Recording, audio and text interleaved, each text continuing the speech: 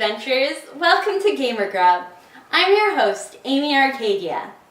There comes a time in every fledgling adventurer's life when they set off on a grand journey, an epic quest, ice-filled with glory and gold that comes from slaying a dragon, or fighting off an army of cybernetically enhanced communist bears with lasers, firearms, and chainsaw breath, led by a conquering warlord to bring us into a bleak and uncompromising future where unicorns and rainbows and magic have all been stomped out and, well, it's hungry work.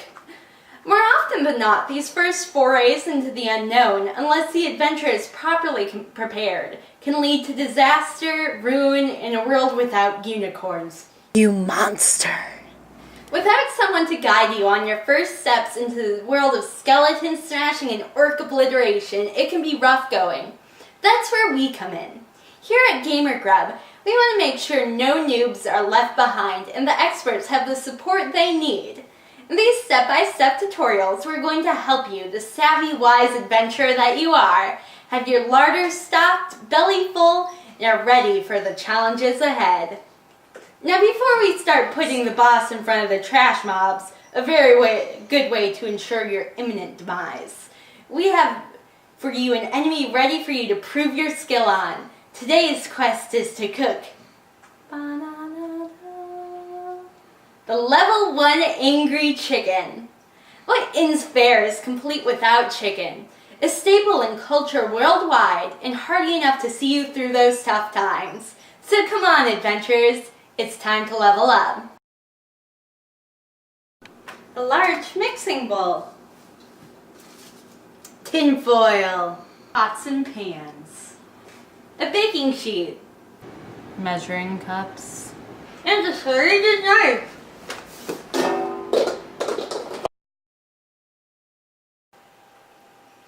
First, we're going to measure out the dry ingredients into your large mixing bowl. While these may seem like a lot of things, just think of them as goblins you need to kick out of the way. Simply measure out each, dump it in the bowl, and set it to the side. Also, don't worry if your measuring spoons won't fit into the tops of your containers. What I usually do is use my ½ teaspoon. I've already converted everything into this recipe to teaspoons for you, but be sure to check out the skill tome video here for an XP boost regarding common kitchen conversions. Alright, are you ready to follow along and level up your cooking skill? Let the encounter begin!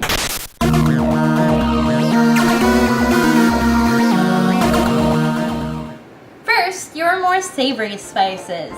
Measure out and add 1 1/4 teaspoons cayenne pepper. If you really want to put some hair on your chest, feel free to add more. Remember, a little of this stuff goes a long way. Just like there are a few cardinal rules of adventuring, never split the party, one of the biggest rules of cooking is to keep in mind that you can always add more, but once it's in there, you're not going to get it back out.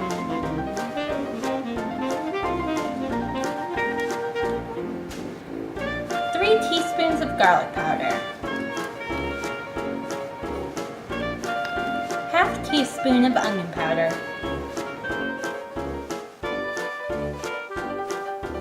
1 1/2 teaspoons dried thyme. For best results, you can pour this into your palm, crush it in your hand, and then drop it into the bowl. This helps release the aromatic flavors. ½ teaspoon of ground black pepper. If you're a huge pepper fan, again, feel free to add another dash, still keeping in mind that just like the cayenne pepper, there's no takesy-backsies. 2 teaspoons salt.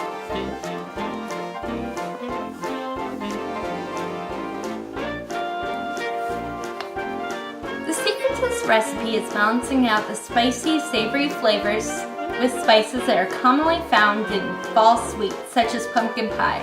I mean, you can't really say that chicken pumpkin pie sounds bad, right?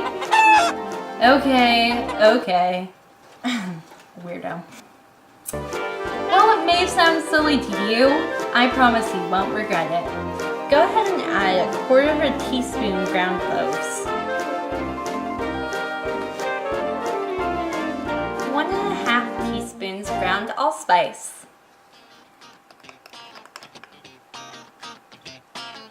½ teaspoon ground cinnamon.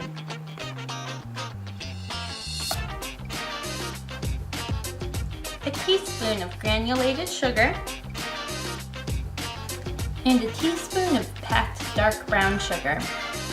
In case you're not familiar with the term, packing brown sugar just involves measuring out the proper amount, which in this case is a teaspoon, pressing it down,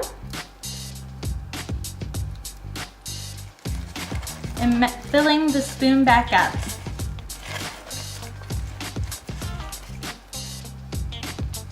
Until it won't press down anymore and it's all the way filled up.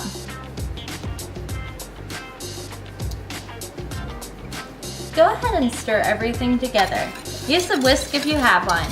If you don't, a fork will work just fine. Now for the wet ingredients. If we were making baked goods, you'd measure these out into a separate bowl, but for this it's fine just to throw them in the bowl with the spices. For best results, stir after adding each of these to make sure everything gets evenly distributed. A quarter of a cup of olive oil.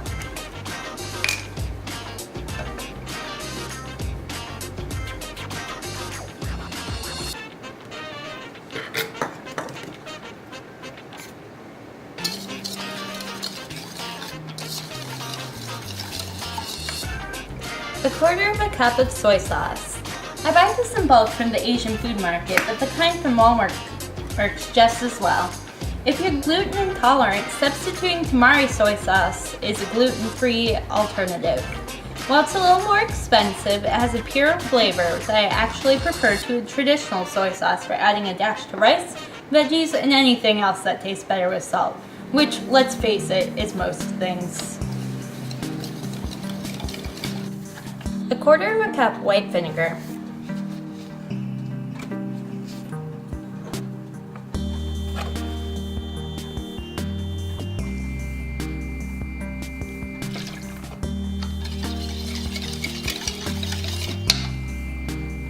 Three-fourths of a cup of orange juice.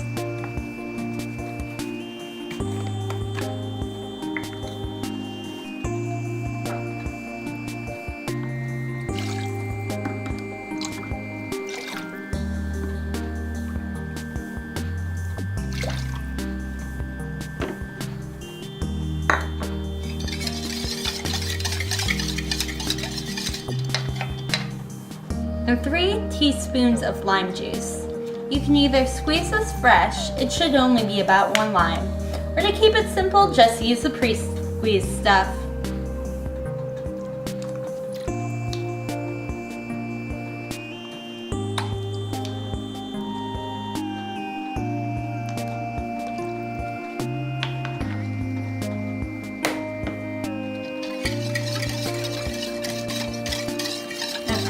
I'm a sucker for crispy chicken skin, so I chose to get bone-in chicken thighs with the skin still on. If you're looking to reduce your encumbrance, you can get boneless, skinless chicken breasts instead. Go ahead and throw these into the bowl with your delicious slurry. Make sure they stay submerged and absorb all of the deliciousness we just assembled. Saturate a double-layered sheet of paper towel and lay it on top of the chicken. This also helps when there isn't quite enough marinade to cover your tasty animal sacrifice. Boot up your game system of choice and leave your chicken marinating. I highly suggest leaving it for at least 2 hours, but no more than 10. Do something to make the time fly by. Chicken? Oh god. Oh god. Oh god. Oh god. Oh god.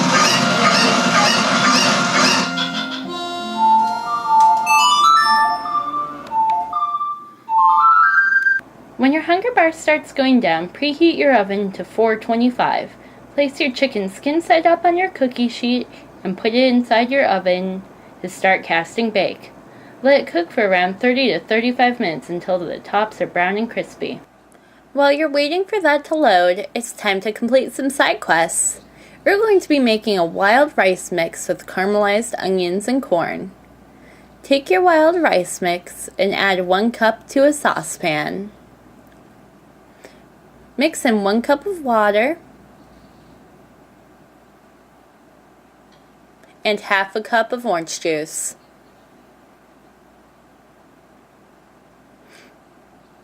Cover and cook on low for 20 to 25 minutes, stirring occasionally to make sure the bottom doesn't burn.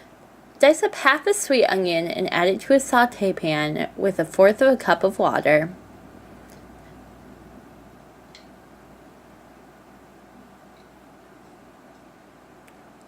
Put a lid on it and turn up the heat to medium. While you're waiting for that to proc, slice the corn off the cob and add it to your saute pan. You're going to let it cook with the lid on for about 10 minutes, stirring occasionally and adding more water as needed. After it's been 10 minutes, go ahead and take the lid off the corn and onion pan and add 2 tablespoons of butter and half a teaspoon of salt. Let it melt in the bottom of the pan and stir every minute or two for the next 10 minutes until the corn is tender and the onions turn brown. There.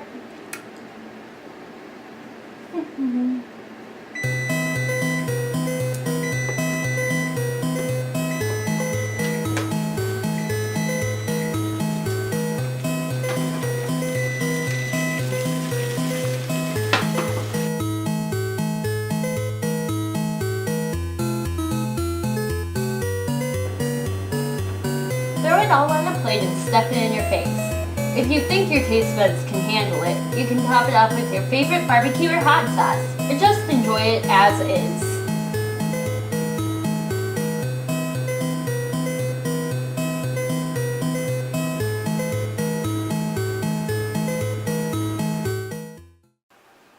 There you have it, adventurers. You have conquered your first mighty enemy and are on your way to cooking mastery. Make sure to like, comment, subscribe below, and follow us on Twitter for side quests, cheat codes, and more. Once again, my name is Ami Arcadia, and make sure you join us next week for another chance to level up your cooking skill.